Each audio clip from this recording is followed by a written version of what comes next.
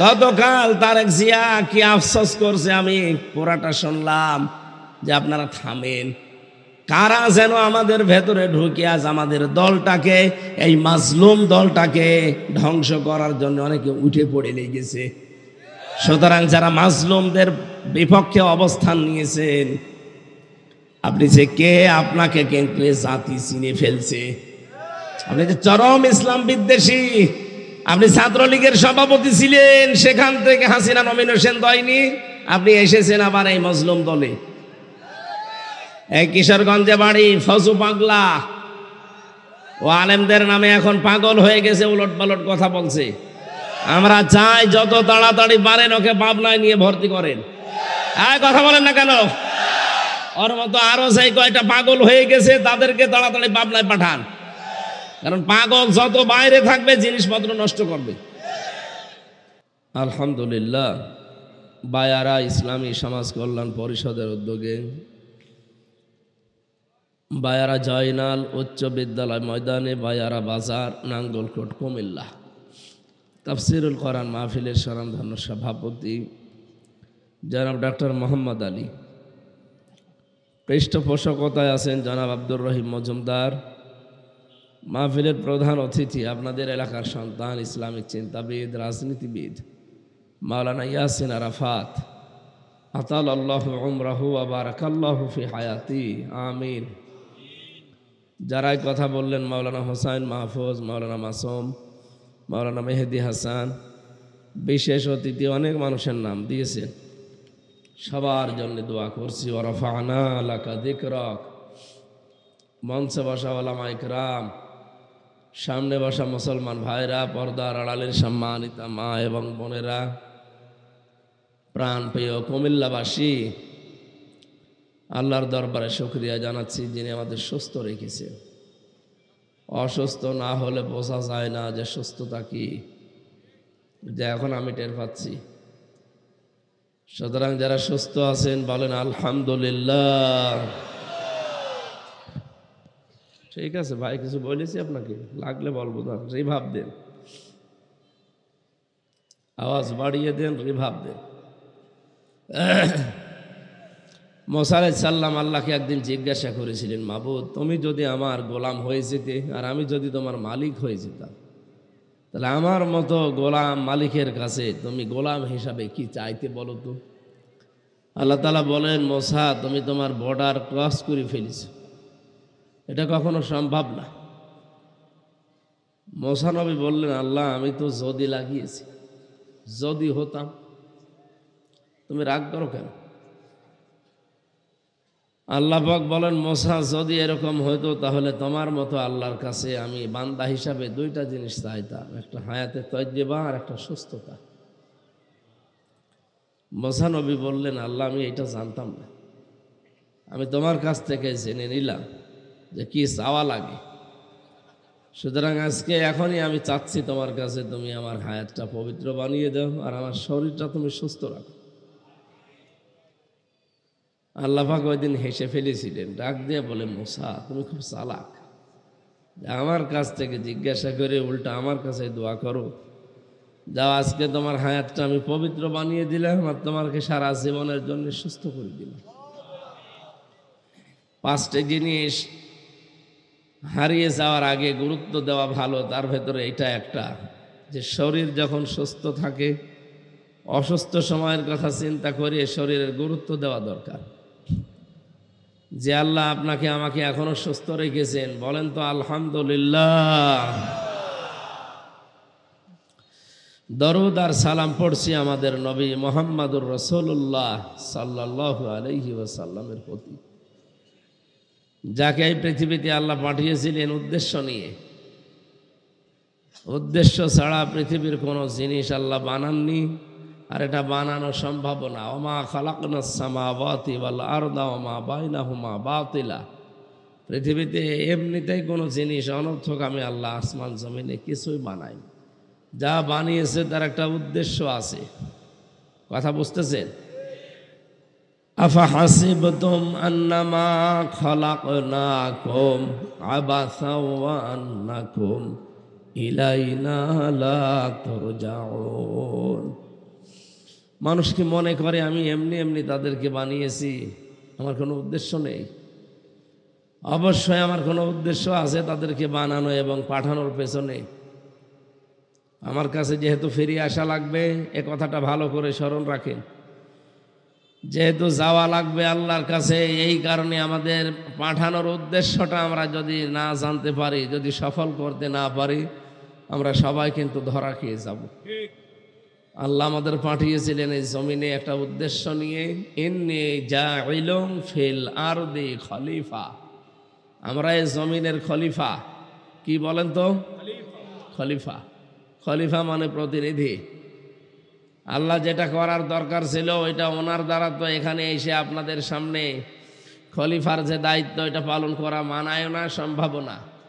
আল্লাহ এই জন্যে আমাদেরকে পাঠিয়েছেন আমরা যেন তার ওই দায়িত্বটা পালন করি। অথচ বাস্তবতা ভিন্ন। আজ আমরা জমিনে খলিফা নেই। কি কথা বলেন না কেন? জমিন ফাঁকা পেয়েছে জালেমরা। আল্লাহর খলিফাগুলো এই জমিনে থাকে না। হ্যাঁ আছে, তারা খানকায় আছে। খানকার খলিফা নেই, দরবারের খলিফা নেই। কে বলেছে আপনাকে দরবারের খলিফা হওয়া লাগবে, খানকার খলিফা হওয়া লাগবে? কোন জায়গায় আছে আপনি বলেন তো? জমিনে আপনি থাকেন না, জমিন ফাঁকা পেয়েছে জালেমরা, 180 মাইল বেগে চালাচ্ছে। এই জন্য আমাদের থাকা লাগবে খানকায়, দরবারে না জমিনে? আরো জোরে থাকবেন তো জমিনের সামনে ইনশাআল্লাহ। এই জমিনে যদি আপনি না থাকেন, ভবিষ্যতে দেখবেন জমিন পুরাটা ওরা দখল করে ফেলেছে। এখনো যেমন দখল করার চেষ্টায় আছে। আমাদেরকে ওরা শুধু মসজিদ, মাদ্রাসা, খানকা, মক্তব এগুলো দিয়ে রেখেছে যে এগুলোর বাইরে আসবেন না।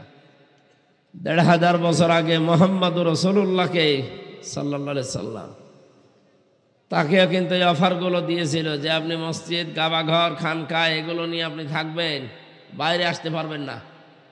যদি বাইরে আসেন তাহলে আপনার সাথে আমাদের বেঁধে যাবে। আল্লাহর নবীকে সর্বপ্রথম যে আয়াতটা নাজিল করে তার নবুয়তের স্বীকৃতি আল্লাহ দিলেন, ইকরা বিসমি রাব্বিকাল্লাযী খলাক। এই 5টা আয়াত নাজিল হয়ে গেল পরপর। বিশ্বনবী বাড়িতে আসলেন, স্ত্রীকে ডাক দিয়ে বললেন, জাম্মিলুনি ইয়া খাদিজা, আমাকে ঢেকে দাও, আমি ভয় পেয়েছি, আমার শরীরে জ্বর এসে গেছে। হযরতে খাদিজাতুল কুবরা ওই দিন তাকে কয়েকটা কথা শুনিয়েছিলেন। কোন স্ত্রী যদি স্বামী সম্পর্কে এই কথাগুলো বলতে পারে সেই স্বামী সফল। 1 নম্বরে বলেছিলেন, কাল্লা ওয়াল্লাহি মা ইখজিক আল্লাহু আবাদান। হে আবুল কাসেম, কাসেমের পিতা, আপনি কখনো ভয় পাবেন না। আল্লাহ আপনাকে অপদস্থ, অপমান, লাঞ্ছনা গঞ্জনা দিতে পারে না। কারণ ইন্নাকা লা তাসিলুর রাহিমা, আপনি মানুষের সম্পর্কগুলো ঠিক রাখেন। অথচ বাস্তবতা কি? এই 54 বছরে সম্পর্ক নষ্ট করার জন্য বহুজন বহু জায়গা থেকে চেষ্টা চালিয়েছে, এখনো চালাচ্ছে। আপনি তাকান আমাদের এই প্রতিবেশী, এই কোলাঙ্গার প্রতিবেশীরা এই 54 বছর ধরেই আমাদের পেছনে লেগে আছে সম্পর্ক নষ্ট করার জন্য। বিশ্বের আমাদের কাছে যাদের সম্পর্ক ছিল ওগুলোও যেন না থাকে, এজন্য নতুন নতুন করে জঙ্গি নাটক সাজিয়ে আমাদের এতদিন পর্যন্ত বিশ্বের কাছে কালার করেছে।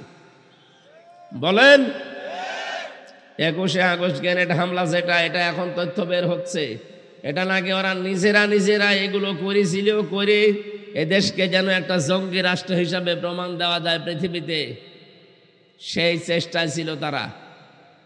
সব এখন ভিডিও আকারে বের হয়ে যাচ্ছে। প্রশ্ন আসতে পারে এতদিন বের হইল না কেন? আরে ভাই, এতদিন বের হবে কি করে? আপনি বাড়িতে থাকতে পারতেন যে এতদিন বের হবে? কথা বোঝেন আমার? এই জন্য বাস্তবতা ভিন্ন দিকে। ওরা রক্তের সম্পর্ক, আমাদের এই যে প্রতিবেশীর যে সম্পর্ক, এটা তারা নষ্ট করার বহু চেষ্টা চালিয়েছে, এখনো চালিয়ে যাচ্ছে। আপনাদেরকে যেহেতু আমরা পাল্টাতে পারবো না, পাশাপাশি জমিন আমাদের, এই জন্য চরিত্র সংশোধন করেন আপনারা। নিজেরা ভালো থাকেন, আমাদেরকে অন্তত স্বস্তিতে শান্তিতে থাকতে দেন। কি কথা বলেন না? কত রকম চেষ্টা তো চালালেন, কিছুই তো হচ্ছে না। মাইক্রোসফট রিপোর্ট দিয়েছে তামাম দুনিয়ায় সবচাইতে বেশি মিথ্যা তথ্য ছড়ায় ভারত। যে আপনারা যে মিথ্যাবাদী এ তামাম দুনিয়া এখন জানে। এই রিপোর্ট আমরা বানাইনি, এটা বানিয়েছে খ্রিস্টানরা। কারা? বলেন বলেন। এই জন্য এখানে কি গল্প করেন? এখান থেকে পিছিয়ে যান, এই ছেলে পিছিয়ে যাও, যান যান, আরো পিছান, আরো পিছান, একদম পিছান যান। যারা এই সম্পর্কগুলো এতদিন নষ্ট করেছেন তাদেরকে বিভিন্ন কায়দায় ভয় দেখাবে আল্লাহ। কারণ যারা সম্পর্ক ঠিক রাখে না তাদের উপরে ভয় চাপিয়ে দেয় আল্লাহ নিজে। স্ত্রী হিসাবে নবীজিকে গ্যারান্টি দিচ্ছে আপনি ভয় পাবেন না, আপনি তো সম্পর্ক ঠিক রাখেন। আজ আমাদের ভেতরে দ্বন্দ্ব তৈরি করার জন্য অনেকেই এই কয়েকদিন দেখছি উঠে পড়ে লেগেছে। এক কথা বলেন না কেন? 15.5-17 বছর একাধারে আপনাদের সাথেই তো ছিলাম, একজোট হয়েই তো সব কাজে ছিলাম। হঠাৎ করে আপনাদের কি হয়ে গেল? কে আপনাকে উস্কানি দিচ্ছে? কেউ কি কোনো কিছু দেখিয়েছে?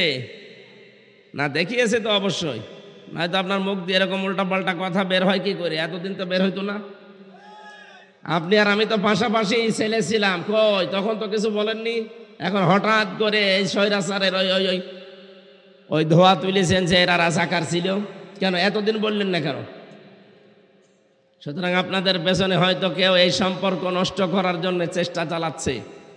কারো ফাঁদে পা দেওয়া যাবে না ভাই। আপনি দেখেননি এই 15.5 বছরে সবাইকে নিয়ে সালেমরা এক জায়গায় রেখেছিল। আপনি যেই বিএনপি করেন, সেই চরমনাই করেন, সেই হেফাজত করেন, জামাত করেন, সব কিন্তু থাকতাম এক জায়গায়। তখন কোনো ফতোয়া দেননি। হঠাৎ জালেমদের তৈরি করা এই উস্কানিমূলক কথাগুলো এখন মুখ দিয়ে আসছে। তার মানে বোঝা যাচ্ছে ভেতরে ভেতরে কিছু আপনারা করছেন।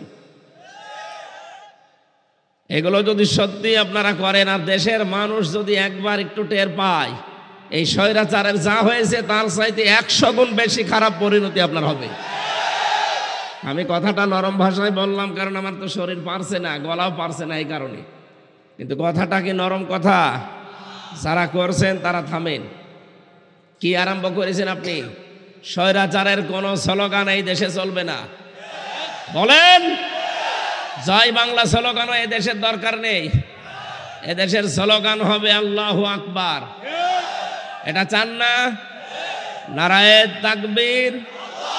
কারা চান রাষ্ট্রীয়ভাবে এটা দেখি? লিল্লাহে তাকবীর।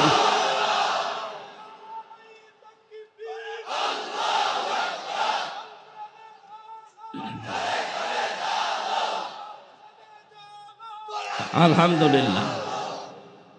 বিজ্ঞান এখন চিকিৎসা বিজ্ঞান প্রমাণ দিয়েছে, কেউ যদি লিল্লাহে তাকবীর আল্লাহু আকবার এটা বেশি বেশি বলে তার হার্ট অ্যাটাকের সম্ভাবনা কমে যায়। কেউ যদি জয় বাংলা বেশি বেশি বলে ওর তো মরণ হওয়ার কথা না। সুতরাং এগুলো বাদ দেওয়া লাগবে। বিপ্লব কুমার সরকার এটা কোলাঙ্গার। এই শয়তান জানিয়েছিল লিল্লাহি তাকবীর আল্লাহু আকবার এটা জামাত ইসলামের স্লোগান। এটা কি জামাতের? আমি যে আয়াত পড়েছি তার কয়েকটা আয়াত আগে আল্লাহ এটা শিখিয়েছেন, ওয়াকাব্বিরহু রাব্বাকা ফাকাব্বির। হে নবী আপনার রবের নাম তাকবীর দেবেন। সুতরাং 96% মুসলমানের এই দেশে তাকবীর হবে কার নামে? এটা যদি কেউ রাজনীতি মনে করেন, এটা যদি কেউ ধর্ম ব্যবসা মনে করেন, হ্যাঁ এইটাই আমার ধর্ম ব্যবসা, এইটাই আমার রাজনীতি, এর বাইরে যা আছে সব দুর্নীতি। কারণ আল্লাহর চাইতে আপনি বেশি সফিগিরি দেখাবেন না। অনেকের বক্তব্য এখন স্পষ্ট বলছে আমরা ভারতকে আশ্বস্ত করেছি, আমরা ভারতকে আশ্বস্ত করেছি এই দেশে উগ্রবাদী মৌলবাদী কেউ মাথা ছাড়া দিতে পারবে না। কেন এই 15 বছর বলেননি? আমরা আশা করব এরকম কোনো কথা মুসলমানদের দিকে ইঙ্গিত দিয়ে আপনারা বলবেন না। আপনারা জাতে মাতাল হলেও যেমন তালে ঠিক আছেন, আমরাও জাতে মাতাল হলেও তালে ঠিক আছে। আমরা জানি কাকে বলতে চাচ্ছেন আপনি, কাকে আপনি মৌলবাদ বলে গালি দেন। এ মৌলবাদ না থাকলে আপনার বাবা মায়ের বিয়ে হতো? আপনি যে আজকে পরিচয় দেন মুসলমান বলে, এই পরিচয়ও থাকতো না, মানুষ আপনাকে জারোর সন্তান বলে গালি দিত। সুতরাং বাঁচিয়ে দিয়েছি আমরা। আর আমাদের নামে এখন যার ওসিলায় খানা হয় তারা আপনি চেনেন না, চেন্নিস খাইলেন, মোল্লা চিনলেন না। স্ত্রী ডাক দিয়ে বলে, স্বামী কিসের ভয় আপনার? আপনি তো রক্তের সম্পর্কগুলো ঠিক রাখেন। এখানে কত মানুষ বসে আছে, দেখতে মনে হয় খুব ভালো মানুষ, কিন্তু আপন রক্তের সাথে সম্পর্ক ভালো না।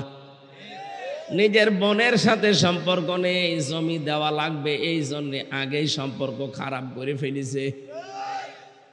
আরে ভাই, আপনি যদি ইয়াসিন সাহেবের জমি মেরে দেন আপনার একটা গুনাহ হবে, আর আপনার বোনের জমি, ভাইয়ের জমি যদি মেরে খান আপনার ডবল গুনাহ হবে। একদিকে ওনার জমি মারার গুনাহ, আর একদিকে জুলুমের গুনাহ। এক কথা বলেন না কেন? ওনার যে আত্মীয়তার সম্পর্ক রক্তের, ইন্নাকা লা তাসিলুর রহিমা লা তাকিদ, হে নবী, হে স্বামী, আপনি ভয় পাবেন না, আপনি তো রক্তের সম্পর্ক ঠিক রাখেন। এই জন্য দুনিয়ায় যদি একটু ছাড় দেওয়াও লাগে, স্যাক্রিফাইস করা লাগে, রক্তের সম্পর্ক, আত্মীয়তার সম্পর্ক যেগুলো আছে এগুলো আপনি ঠিক রাখবেন। তাহলে দুনিয়া আখেরাতে যত ভয় আছে আমার আল্লাহ নিজের তরফ থেকে দূর করে দেবে। আর যদি এই ভয়গুলো, এই সম্পর্কগুলো ঠিক আপনার না থাকে, আল্লাহ নিজে কিন্তু এই ভয় আপনার ভেতরে চাপিয়ে দেবে। তখন ট্রাকের চাকা বাস্ট হলে আপনি মরে যাবেন। কথা বোঝেন আমার? আর তাহমিলুল কাল্লা, আপনি ভয় পান কেন? আপনি তো মানুষের বোঝা বহন করেন, মানুষের ঋণের বোঝা, দুঃখের বোঝা, কষ্টের বোঝা গুলো আপনি হালকা করে দেন, আপনি ভয় পাবেন না। বাংলাদেশে আমরা দেখি অনেকে আরো বোঝা মানুষকে হালকা করা দূরের কথা আরো বাড়িয়ে দেয়। যারা পালিয়ে গেল এরা যে কি করে গেছে দেশটা আপনি জানেন। 42,000 কোটি টাকা প্রতি বছরে তারা পাচার করেছে। এক কথা বলেন না কেন? অনেকে এখন বলছে কই উপদেষ্টা মন্ডলী এসেছে, কিন্তু এই দেশে তো জিনিসপত্রের দাম কমে না, কমবে কি করে? শয়তানরা সব ফোকলা করে ফেলেছে। প্রতি বছরে বছরে যদি 42,000 কোটি টাকা পাচার হয়, একটা দেশে থাকে কি? ওরা ব্যাংক লোড করেছে, শেয়ার বাজার শেষ করেছে। এদেশে পদ্মা সেতু বানানোর নাম করে শয়তানরা 32,000 কোটি টাকা মারিং কাটিং করেছে। যদিও এই দেশে 5 তারিখের পর থেকে আমরা দেখতে পাচ্ছি অনেকে শুধু বড় শয়তানটাকে গালি দেয়। আরে ভাই, শত শয়তানও কম বড় না। পাবনার রোপপুরে ঈশ্বর দিতে এখান থেকে কত কোটি কোটি টাকা এই ছোট শয়তানের পরিবার, তার মেয়ে, এরা সরিয়েছে। এই জন্য শুধু বড়দার উপরে রাগ করে গালি গালাজ করে শেষ করে দিচ্ছে। অনেকে ছোটটা যে আরো শয়তান ছিল। এক কথা বলেন না কেন? আমি এটা এই জন্য বলছি কারণ বড়টার এখন অবস্থা যা, এদেশের মানুষ এখন ফকিরকে ভিক্ষা দেবে তাও ওকে দেবে না। কিন্তু ছোটটাকে অনেকে রিপ্লেস করার চেষ্টায় আছে যে এইটা নির্ভেজাল। কে বলেছে নির্ভেজাল? এটা আরো বড় শয়তান। কিসের নির্ভেজাল? এদেশে যত টাকা মারিং কাটিং করেছে তার ভেতরে 3 ভাগের 2 ভাগ মেরেছে এই ছোটটা। এদের সাথে যাদের সম্পর্ক বেশি তারা এখন চেষ্টা চালাচ্ছে কি করে দাদা বাবুদের ধরে আবার এই দেশের উপরে ওঠা যায়। এদেশের উপদেষ্টা মণ্ডলের একজন শ্রদ্ধাভাজন ব্যক্তিত্ব গতকালকে অলরেডি জানিয়ে দিয়েছে, কোন চোরকে এই দেশে আমরা আর বসাতে চাই না। কথা বলেন? এই দেশের সংসদে বসবে তারা যারা বুকে কোরআন নিয়ে সংসদে ঢুকতে পারে। এটা যদি আপনার কাছে ধর্ম ব্যবসা মনে হয়, হ্যাঁ এটাই ধর্ম ব্যবসা। আমি আপনার মতো শুধু সিজন আসলে মাথায় টুপি মাথায় দেই না। আপনার মতো টুপি মাথায় দিয়ে সিজন আসলে শুধু ভোট চাই না, আমরা সারা বছরই মাথায় টুপি রাখি। এই লোকটার মাথা থেকে সারা বছরে টুপি খুলতে দেখেছেন? বলেন। এই লোকটা যদি কোরআনে কারিম বুকে নিয়ে যেতে পারে সংসদে, আর যদি আইনটা পাশ করতে পারে মাননীয় স্পিকার আমরা নামাজের বিল চাই, যদি 151 জন হয়ে যায় 300 জনের ভেতরে, যদি ওই রায়টা কার্যকর হয়ে যায়, জয়যুক্ত হয়ে যায়, এই দেশে নামাজের ওয়াজার কোনোদিন করা লাগবে না। 18 কোটি মানুষ ঠিক আসরের পর থেকে নামাজ আদায় করবে। বলেন, আপনি হয়তো একটা ভোট দিয়েছিলেন, কিন্তু 18 কোটি মানুষ নামাজ পড়লে যে সওয়াব হয়, আপনার একটা ভোটের কারণে আপনি সেই সওয়াব পাবেন। এইটা রাজনীতি হয় কি করে? এইটাই তো আসল নীতি। অতাকসিবুল মাদুমা, স্ত্রী বলেন, আপনি তো যে মানুষগুলো এই পৃথিবীতে পোশাক ছাড়া তাদের পোশাকের ব্যবস্থা করে দেন। কত মানুষ এই দুনিয়ায়, এই যে শীতের রাত, এখন এই শীতের সময় কত মানুষের কম্বল নেই, শীতে কাঁপতেছে। আমরা আহ্বান জানাবো, যাদের টাকা পয়সা এখনো আছে, কি করবেন আপনার টাকা দিয়ে যদি মানবতার পেছনে ব্যয় না হয়? আপনার টাকা দিয়ে 10 লাখ টাকার কম্বল কিনে বাড়িতে বাড়িতে দিয়ে আসতে পারেন না? এই চট্টগ্রাম বিভাগের এক পীর নামে শয়তান, সে ঘোষণা দিয়েছে, মাওলানা মিজানুর রহমান আজহারীর মাথা নিয়ে আসো, 10 লাখ টাকা দেব। আমার মনে হয় তার কাছে দুদক পাঠানো দরকার। এত বড় শীত চলে যাচ্ছে, কই তাকে তো দেখি না 20 লাখ টাকার কম্বল কিনে মানুষকে দিতে, শীতার্ত মানুষের পাশে দাঁড়াতে, অথচ একজনের মাথার দাম আপনি 10 লাখ ঘোষণা করেন। তাহলে আপনার টাকা আছে কত? হ্যাঁ, কথা বলে না কেন? আমার মনে হয় দুদক তার কাছে পাঠানো দরকার, যে দেখেন তো কি আছে। পীর নামে যে ব্যবসাগুলো খুলে সারা দেশে একই অবস্থা, ওরা যখন দেখে যে না, ইসলাম আসলে আমাদের এই ব্যবসা তো চলবে না, তখন তারা উল্টা পাল্টা ফতোয়া দেয় যে যা হয়ে যায় যাক, আগে ইসলামী আন্দোলন একামতের দিন যারা, এদেরকে ঠেকান। কারণ ওরা ভালো করে বোঝে যে কোরআন আসলে আমরা যে ব্যবসা করে খাই, এটা আগে বন্ধ হয়ে যাবে। অতঈনু আলা দীনি, অতঈনু আলা নাওয়াইবিল হক। হে নবী, আপনি, হে আমার স্বামী, কখনোই ভয় পাবেন না। আপনি তো সত্যের সাক্ষ্য দেন, সাহায্য করেন সত্যকে প্রতিষ্ঠার জন্যে। আমরা তো এইটাই চাচ্ছি। এই দুনিয়ায় সবচাইতে বড় সত্য আল্লাহর কোরআন, এর চাইতে সত্য আছে বলে আপনার মনে হয়? আরো জোরে বলেন। আমরা তো চাই এইটার প্রতিষ্ঠা। এই দেশে যারা একামতে দিনের দায়িত্ব পালন করে, কোন মানুষ যদি চায় যে আমি নিজে প্রতিষ্ঠা হবে, তার পেছনে থাকা জায়েজ নেই। কি কথা বলছেন? আর আমার যতটুকু বাস্তবতা আমি দেখেছি, না, যারা সত্যি মন থেকে একামতে দিনের দায়িত্ব পালন করে, ওরা কখনো চায় না যে আমি দায়িত্ব পালন করব। জোর করে দেওয়া হয়, নিতে চায় না। বলেন, এই যে যেই গুণগুলো বললাম হাদিস থেকে, কোন মানুষের ভেতরে যদি এই গুণগুলো পাওয়া যায়, স্ত্রী যদি সাক্ষী দেয়, আপনি বুঝবেন আপনার জীবন সাকসেস, সফল হচ্ছে। বিশ্বনবী বাড়িতে আসলেন, অনেক দিন ওই বন্ধ ছিল। এই 5টা আয়াতের পর নবীজি ওই কম্বল গায়ে দিয়ে, চাদর গায়ে দিয়েই তিনি শুয়ে আছেন ভয়তে ভয়তে। নবীজিকে বারবার স্ত্রী ডাক দিয়ে বলছে, আপনি ভয় পাবেন না। ভয় পান কেন? যে কথাগুলো বললাম, এগুলো থাকলে ভয় পাওয়া লাগে না।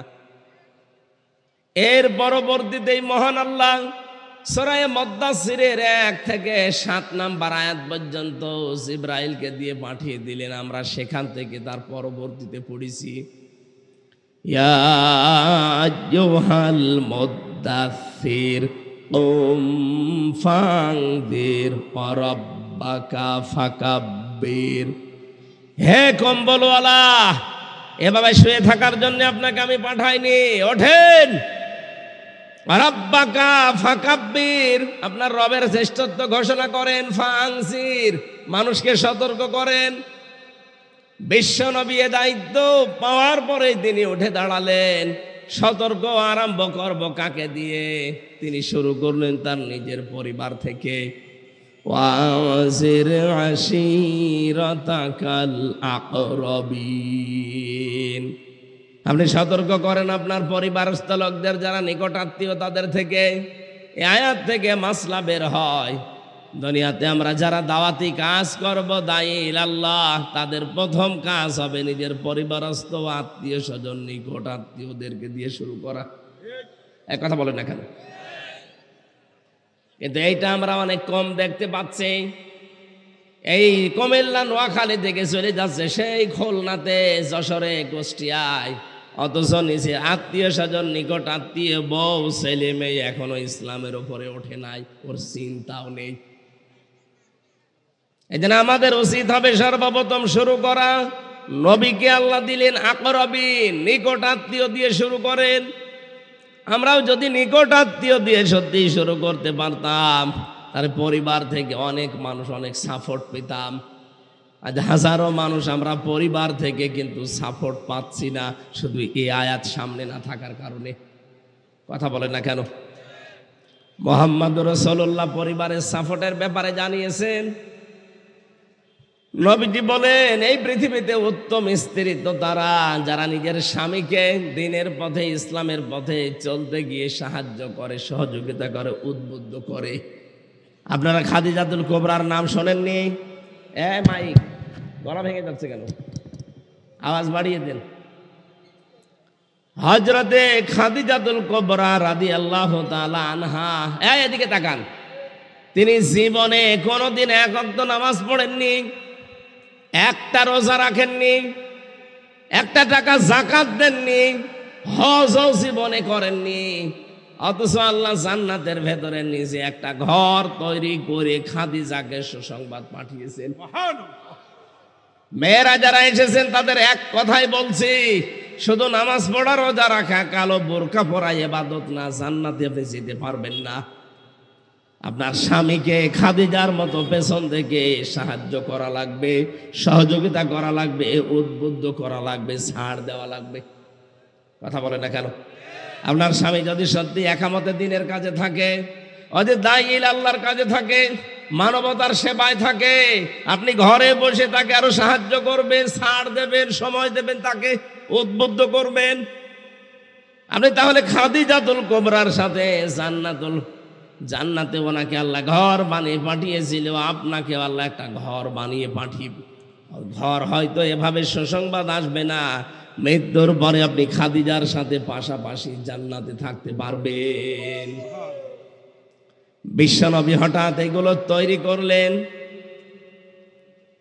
নিজের নিকট আত্মীয়র ভেতরে যখন আরম্ভ করেছেন, হঠাৎ ওই দেশের দ্বারা দায়িত্বশীল, তার মানে আবু জেহেল, ওলীদ বিন মুগীরা, আবু সুফিয়ান, আবু লাহাব, এসবগুলো তড়িঘড়ি করে একটা বৈঠক ডাক দিয়েছে সংসদে, যে মোহাম্মদ যে নতুন করে যা আরম্ভ করেছে, সামনে হজের মৌসুম, যদি হজে বিভিন্ন দেশ থেকে হাজী সাহেবরা আসে, আর মোহাম্মদ যেটা বলতে চায় এটা যদি মানুষের কাছে চলে যায়,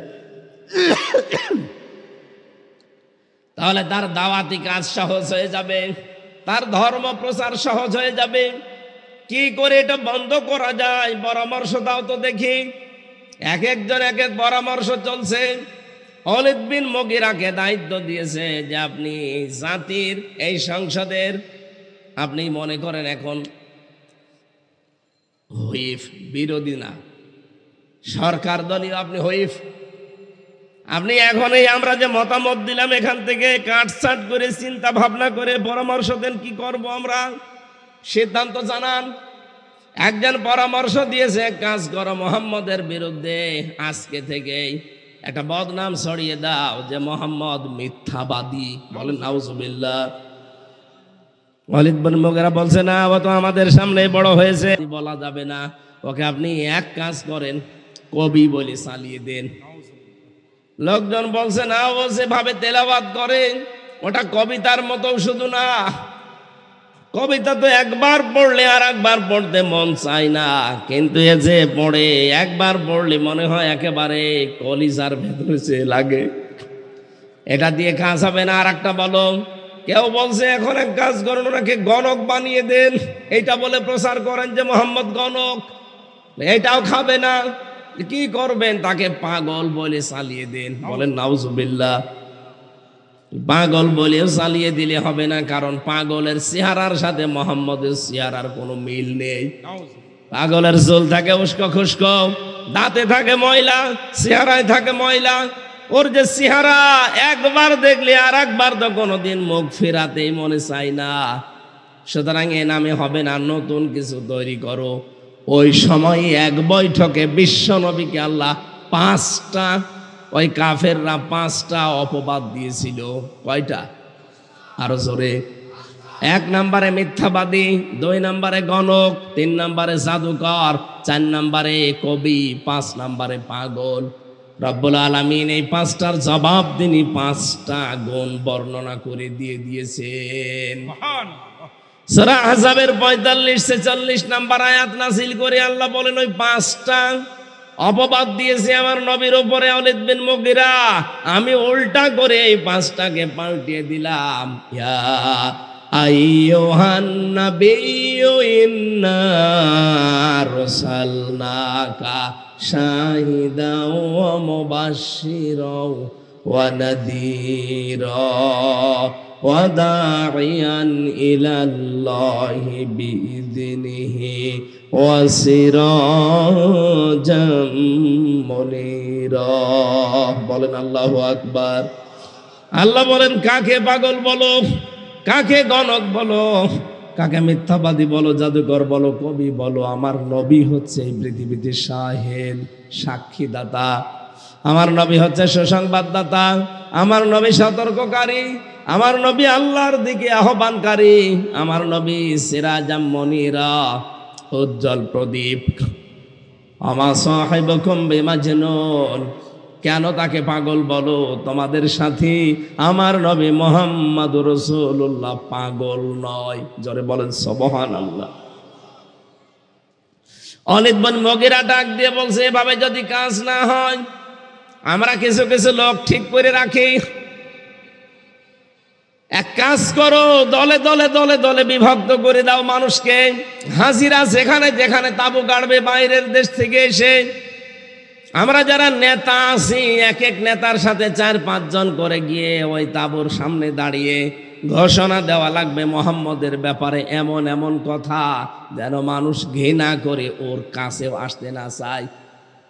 ওরা যত অপপ্রচার করেছে আমার আল্লাহ ওইটাই প্রচার হিসাবে নবীর পক্ষে চালিয়ে দিয়েছে। 1500 বছর আগে আমার মনে হয় ওই সময় আবার বাংলাদেশে ফিরে এসেছে ইসলামপন্থী মানুষদের, আলেম ওলামাদের, নবীর ওয়ারিসদের বিরুদ্ধে আজ যারা অনেকে এমন ভাবে আরম্ভ করেছেন, রব্বুল আলামিন ওই জামানায় নিজে জবাব দিয়েছিলেন। আল্লাহ পাক বলেন, ফাকিন্নাহু ফাক্কারা ওয়া কদ্দারা ফাকুতিলা কাইফা কদ্দারা সুম্মা কুতিলা কাইফা কদ্দারা। ধ্বংস হয়ে যাক ওই মানুষগুলো। কতিলা মানে এখানে হত্যা না, কতিলা মানে ধ্বংস হওয়া। আল্লাহ বলেন, আমি লানত দিলাম, আমি বরদোয়া দিলাম, আমি ধ্বংস কামনা করলাম ওই মানুষগুলোর যারা এতদিন আপনার সাথে ছিল, এতদিন আপনাকে দেখেছে, শুনেছে, বুঝেছে, অথচ আজ আপনাকে গালি দেয় জাদুকর বলে, মিথ্যাবাদী বলে, আপনাকে আজ গণক বলেন, কি উল্টা পাল্টা নাম আপনাকে দেয়। আমি আল্লাহ নিজে জবাব দিয়ে দিলাম। আমার মনে হয় এই জবাবটা এখন আমার আল্লাহ দেওয়া দরকার। কথা বলেন না কেন? আমরা আল্লাহর এই বরদোয়াকে সামনে নিয়ে আসছি। আজ যারা আলেমদের ধর্ম ব্যবসায়ী বলেন, আজ যারা আলেমদেরকে রাজাকার বলেন, আজ যারা আলেমদেরকে দুনিয়াদার বলে আপনি মানুষের কাছে প্রচার করেন যে এরা দুনিয়াদার হয়ে গেছে, সাবধান। কোরআনে কিন্তু আয়াত এখনো আছে, এটা আয়াত শেষ হয়ে যায়নি। কি শেষ হয়ে গেছে? সুতরাং যারা ডক্টর মিজানুর রহমান আজহারীকে ধর্ম ব্যবসায়ী বলে চালাতে চান, আপনি নিজেই ধর্ম ব্যবসায়ী। কথা বলেন না কেন? আপনি আমার নামেও রাজাকার লাগিয়েছেন। আমার 33 বছর বয়স। কোন কারণে এগুলো করছেন? সাথে থাকলে মুক্তিযোদ্ধার, বাইরে গেলে রাজাকার। এটা তো ওই ফ্যাসিস্টদের কথা। ওরা এতদিন এই ধোয়া তুলে চেতনার নাম নিয়ে এই দেশকে শাসন করেছে। আপনি আবার ওদের পথে পা বাড়াবেন মানে? এদেশের মানুষের সেন্টিমেন্ট বোঝেন, এদেশের যুবকরা কি চায় ওই দিকে তাকান। কে কথা বলে না কেন? নয়তো ওদের যে পরিণতি হয়েছে, ওদের তো 1 ভাগ, আপনি 99 ভাগ দেখতে পাবেন। গতকাল তারেক জিয়া কি আফসোস করছে আমি পুরাটা শুনলাম, যে আপনারা থামেন। কারা যেন আমাদের ভেতরে ঢুকে আজ আমাদের দলটাকে, এই মাজলুম দলটাকে ধ্বংস করার জন্য অনেকে উঠে পড়ে লেগেছে।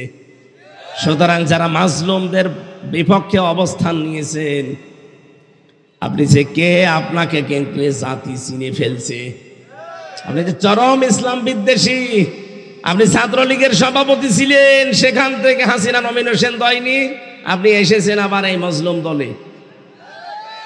এই কিশোরগঞ্জে বাড়ি, ফজু পাগলা, ও আলেমদের নামে এখন পাগল হয়ে গেছে, উলট পালট কথা বলছে। আমরা চাই যত তাড়াতাড়ি পারেন ওকে পাবনায় নিয়ে ভর্তি করেন। কথা বলেন না কেন? ওর মতো আরো সেই কয়টা পাগল হয়ে গেছে, তাদেরকে তাড়াতাড়ি পাবনায় পাঠান। কারণ পাগল যত বাইরে থাকবে জিনিসপত্র নষ্ট করবে, কারে হাত ধরতে যে কামড় দিয়ে ফেলবে। কথা বলছে না কেন?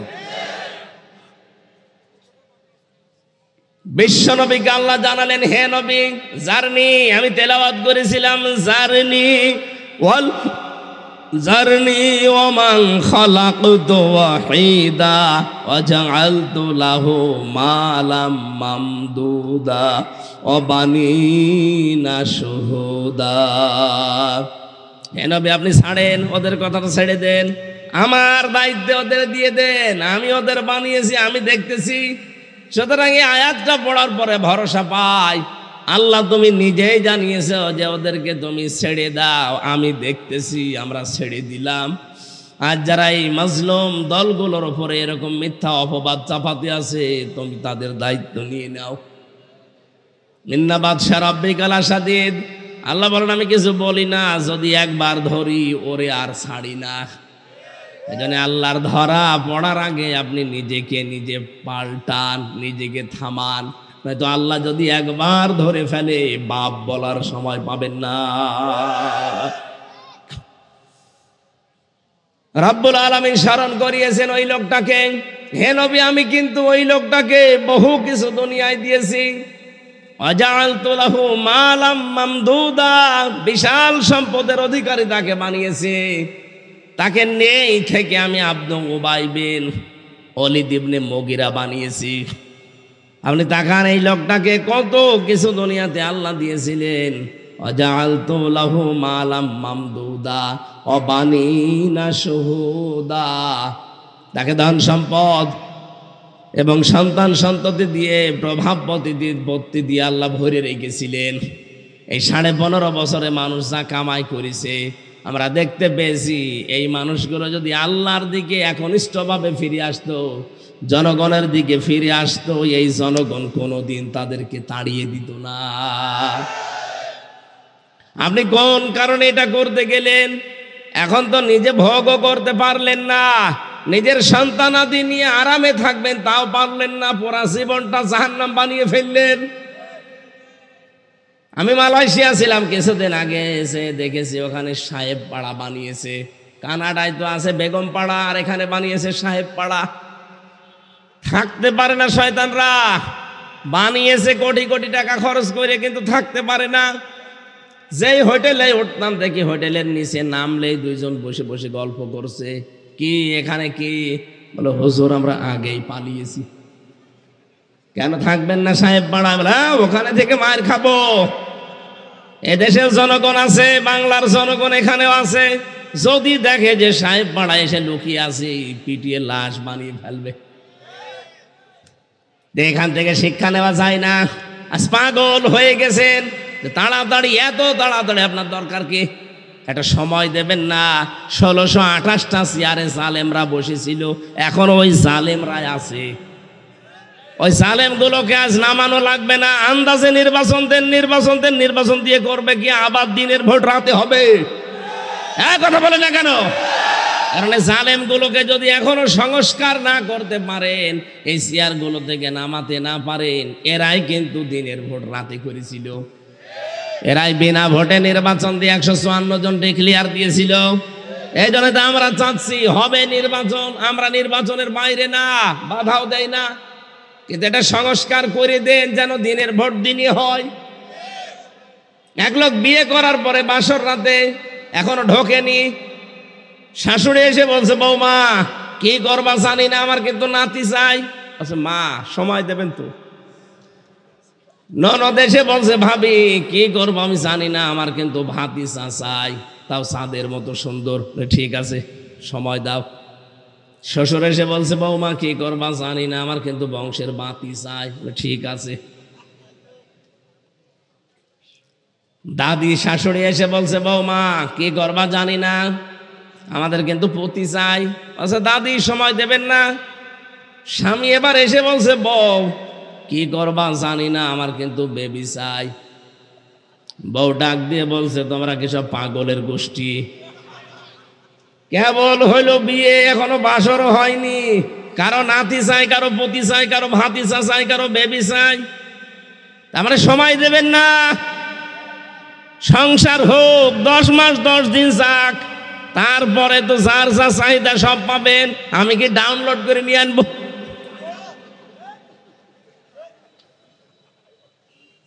আমরা তো ঠিক ওই কায়দায় আছি কি? আরে ভাই কয়দিন দায়িত্ব পেয়েছে, আপনি পাগল হয়ে গেছেন কেন? বুঝতেছি আপনারও আজহারি যা বলেছে মিথ্যা না, যায় একদল খেয়ে গেছে আর একদল রেডি হয়ে আছে, এমনি বলেনি। এদেশে 48টা নিবন্ধিত দল, কেউ তো তাড়াতাড়ি করছে না। আপনারা এত তাড়াতাড়ি কেন? হ্যাঁ কথা বলেন না কেন? আপনারা এত তাড়াতাড়ি কেন? সময় না দিলে ওকে ডাউনলোড করে নিয়ে আসবে বাচ্চা। ওরে সময় অন্তত দেন।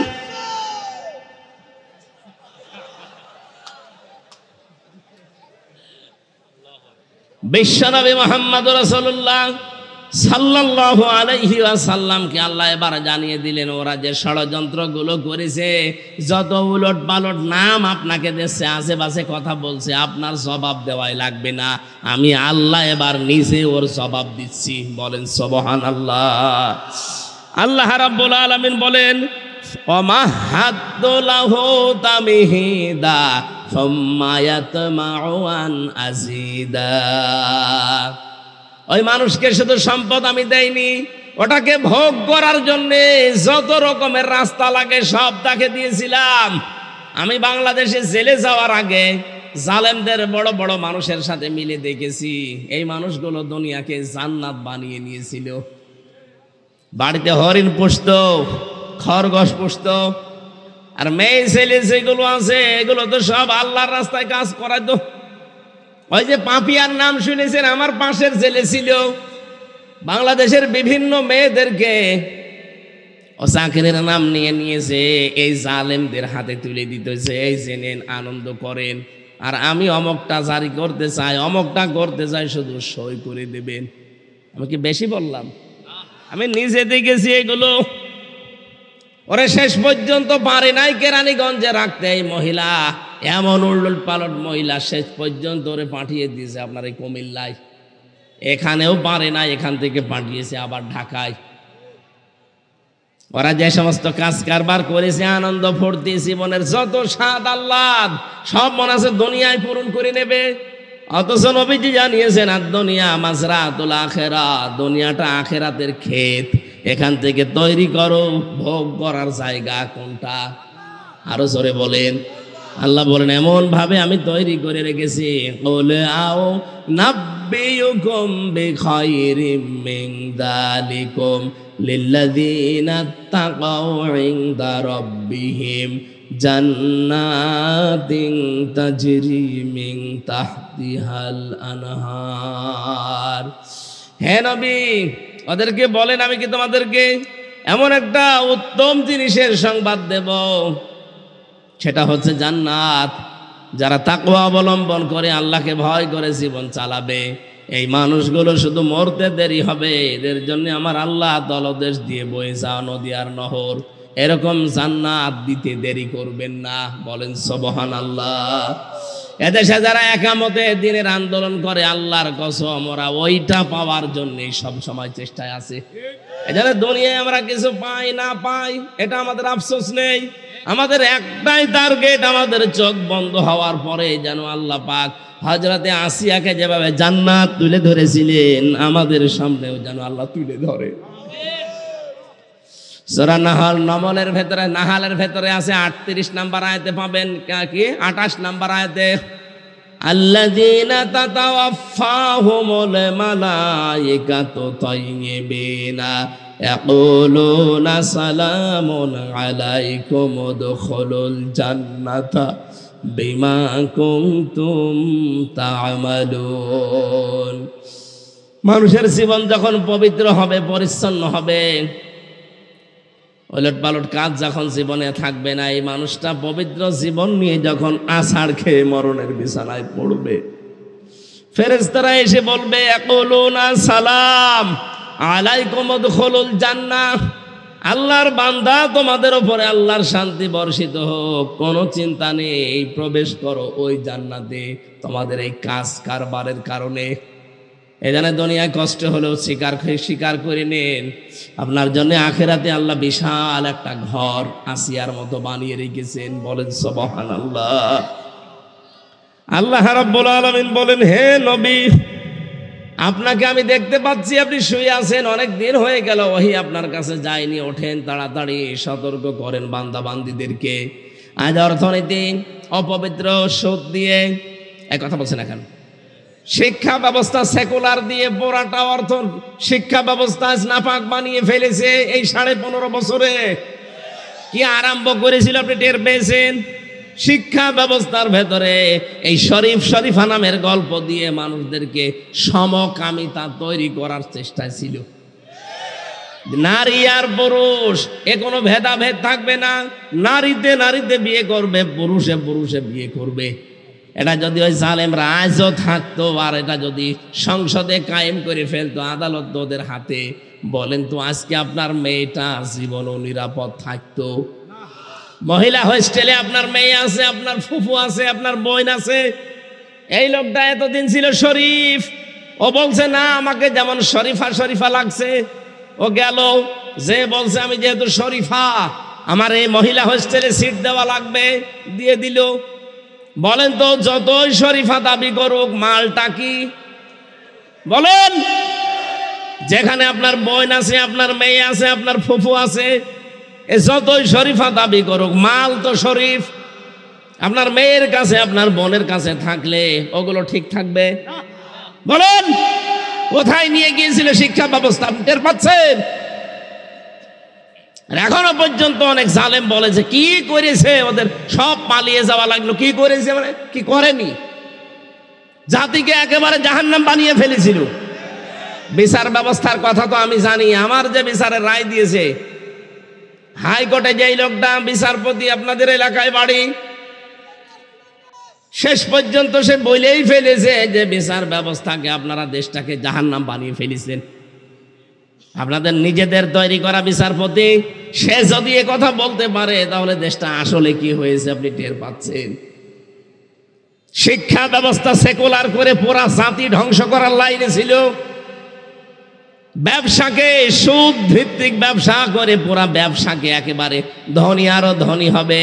এস আলম 70 থেকে 75 হাজার কোটি টাকা মারিং কাটিং করেছে ইসলামী ব্যাংক থেকে। আর যারা গরিব ওরা আরো গরিব হবে। এই ছিল দেশের অর্থনীতি। সমাজ ব্যবস্থার দিকে তাকান, টাকা দিলেই বিচার উল্টিয়ে যায়, এরকম ব্যবস্থা ছিল না সমাজে। রাজনীতিতে কি ছিল, এটা তো আরো মারাত্মক। আল্লাহ বলেন, হে নবী, সব জায়গায় চলছে এরকম কাজ কারবার, আপনি বসে আছেন, শুয়ে আছেন, মানে ওঠেন, জাতিকে আর সতর্ক করেন, এই জায়গাগুলো থেকে জাতিকে মুক্ত করেন। রব্বাকা ফাকাব্বির, রবের বড়ত্বের কথাগুলো ওই জায়গায় থামান, ওই জায়গায় কায়েম করেন। সিয়াবাকা ফাতাহির, আপনার পোশাককে পবিত্র করেন। এখানে সিয়াব মানে শুধু পোশাক না, আপনার অন্তরকে পবিত্র করবেন, আপনার চিন্তাকে পবিত্র করবেন, আপনার বিশ্বাসকে পবিত্র করবেন। এই বাংলাদেশে যারা সত্যি একামতে দিনের দায়িত্ব পালন করে, যারা একামতে দিনের নেতা কর্মী, এদের বিশ্বাস, এদের ঈমান, এদের আকীদা সবচাইতে নির্ভেজাল। অথচ এই মাসলুম দলটার উপরে এই দেশে কিছু কুলাঙ্গার আছে, তারা এদের উপরে দোষ চাপিয়ে দেয় আন্দাজে মিথ্যা, যে এরা নাকি সাহাবী বিদ্বেষী। এরা নাকি আল্লাহ বিরোধী। একটা মাসলুম দল আজ 53-54 বছর বিনা কারণে মার খাচ্ছে, আর আপনি আন্দাজে দোষটা তাদের উপরে চাপিয়ে দেন। আপনার কি বিশ্বাস ফাঁসির দড়ি কোনোদিন গলার কাছে নিয়েছেন? আপনি যাদের বলেন যে আকীদা ঠিক নেই, এই মানুষটা তো ফাঁসির দড়ি গলার কাছে নিয়ে জীবন দিয়েছে। আমার নিজে সাক্ষী, আমার সামনে দিয়ে নিয়ে যাচ্ছি রে সব। এই মাজলুম দলের উপরে আন্দাজে উলট পালট দোষ দেবেন না। কিয়ামতে তহমতের গোনা নিয়ে উঠবেন। যেই লোক যে অপরাধ করে না, ওই দোষ যদি কারো উপরে কেউ চাপিয়ে দেয়, ওটা গীবত হয় না, ওটা কি হয়? তহমত। এটা আরো মারাত্মক। আশা করছি আপনারা থামবেন। আপনার পোশাক তো পবিত্র করাই লাগবে। বিশেষ করে আয়াতের তাফসিরে পড়েছি, পুরুষেরা কোনোদিন যেন টাকনুর নিচে পোশাক না পরে। যদি আপনি জান্নাত পান, তারপরেও টাকনুর নিচে পোশাক পরার কারণে এই জায়গাটা জাহান্নামে না চলে আপনি জান্নাত পাবেন না। সুতরাং এই কাজটা আমাদের আজকে থেকে করা যায় না। খালি নামাজের সময় একটু উঁচু করে নেন না। যারা এরকম পায়জামা লুঙ্গি প্যান্ট টাকনুর নিচে পরেন, নবীজি জানিয়েছেন কিয়ামতের দিন আল্লাহ তার দিকে নজর দিয়ে তাকাবে না। বলেন নাউজুবিল্লাহি মিন যালিক। অনেকে মনে করে এ আর কি, কতটুকু না, অনেক বড় কাজ এটা। আশা করছি আপনি এই কাজটা থেকে নিজেকে বিরত রাখবেন। আর রুজসা ফাহজুর, মূর্তি পূজা থেকে নিজেকে বাঁচান। আল্লাহ আমাদেরকে হাতে ধরে বাঁচিয়েছে। কোটি কোটি টাকা দিয়ে মূর্তির সংস্কৃতি এই দেশে আরম্ভ হয়েছিল। এই কথা বলেন না কেন? কোন জায়গাটা বাকি ছিল মূর্তি দিতে? মসজিদেও দেওয়া আরম্ভ করেছিল। মসজিদের টয়লেট, ওখানে দেখবেন ছবি টাঙানো আছে, বঙ্গবন্ধু টয়লেট। হ্যাঁ, আমি নিজে দেখেছি। খুলনাতে এক জায়গায় টয়লেট করতেছে, দেখি মসজিদের টয়লেট, ওখানে ছবি টাঙানো আছে, নিচে লিখে দিয়েছে বঙ্গবন্ধু টয়লেট। হয়তো এরকম কোনো অনুসারী বানিয়ে দিয়েছে। আরে ভাই, টয়লেটেও আপনার নাম লেখা লাগবে? মূর্তি পূজা থেকে মুক্ত করার জন্য লক্ষ লক্ষ নবী এসেছিল দুনিয়ায়। আমাদের নবী নিজে মূর্তি ভেঙেছেন না বানিয়েছেন? তা আপনি নবীর উম্মত দাবি করে মূর্তি বানাবেন কোন কারণে? ওয়ালা তামনুন তাস্তাকসির। হে নবী, বেশি পাওয়ার জন্যে আপনি দান করবেন না। আজ এই স্বভাবটা আমাদের অনেকের ভেতরে আছে। মনে করে বলে বেশি পরবর্তীতে পাবো, আগে থেকে কিছু দেই, পরবর্তীতে ওটা শোধ তুলে নেব না। অলি রব্বিকা ফাসবির, আবার নবের নামে আপনি ধৈর্য ধারণ করেন। সুতরাং এখন যা চলছে, আমরা এই উস্কানিতে কেউ যেন পা না দেয়। যে যা পাগলের মতো পোলাপ বকছে বকুক, আমরা ধৈর্য ধারণ করব কার জন্যে? আল্লাহর জন্যে ধৈর্য ধারণ করলে ওয়ালিদ বিন মুগীরাকে আল্লাহ যেমন সাইজ করেছিলেন, এদেরকেও আল্লাহ করবেন ইনশাআল্লাহ। ফাইদা নুকিরা ফিন নাকুর ফাযালিকা ইয়াউমাইযি ইয়াউমুন আসির আলাল কাফিরিনা গায়রু ইয়াসির। এখানে আল্লাহ জাহান্নামের এবং কিয়ামতের কিছু চিত্র তুলে ধরেছেন। কিয়ামতে আমরা যেন কেউ ধরা খেয়ে না যায়। ভাই, আমি যেহেতু অসুস্থ, আমি আর কথা বলতে পারছি না। যতটুকু বললাম বাস্তবে আল্লাহ আমল করার তৌফিক দিও। আল্লাহুম্মা আমিন। লা ইলাহা ইল্লা আনতা সুবহানাকা ইন্নী কুনতু মিনাজ জালিমিন।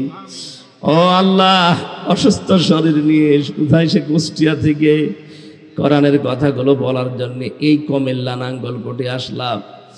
বাড়ি থেকে নিষেধ করে, পরিবার থেকে মানা করে, কিন্তু তোমার বান্দা বান্দিরা জোর করে আমারে নিয়ে আসে। মেহেরবানি করে আমার শরীরটা তুমি সুস্থ করে দাও, আমার কণ্ঠটা তুমি ভিক্ষা দাও। জেলখানার 3টা বছরের জীবনে আমি কোনোদিন বলি নাই, কিন্তু এখন বলছি, কারণ এখন আমার শরীরটা দরকার, এই কণ্ঠটা দরকার। মুক্ত জীবনে যখন ফিরিয়ে দিয়েছো আল্লাহ, তুমি আমার এই কণ্ঠ আর শরীরটা দয়া করে ভিক্ষা দাও। ওয়াইদা মারিদতু ফাহুয়া ইয়াশফিন, আমি যখন অসুস্থ হই তুমি তো আমাকে শিফা দাও। দুনিয়ার সব ঔষধ খেলেও আমি সুস্থ হব না যদি তোমার হুকুম না থাকে। মেহেরবানি করে তুমি আমার শরীরটা আগের মতো বানিয়ে দাও। এ মাহফিলের আয়োজন করতে গিয়ে তোমার যে বান্দারা শ্রম দিয়েছে আল্লাহ, তাদের শ্রম কবুল করো। যত যুবক ভাইরা চেষ্টা চালিয়েছে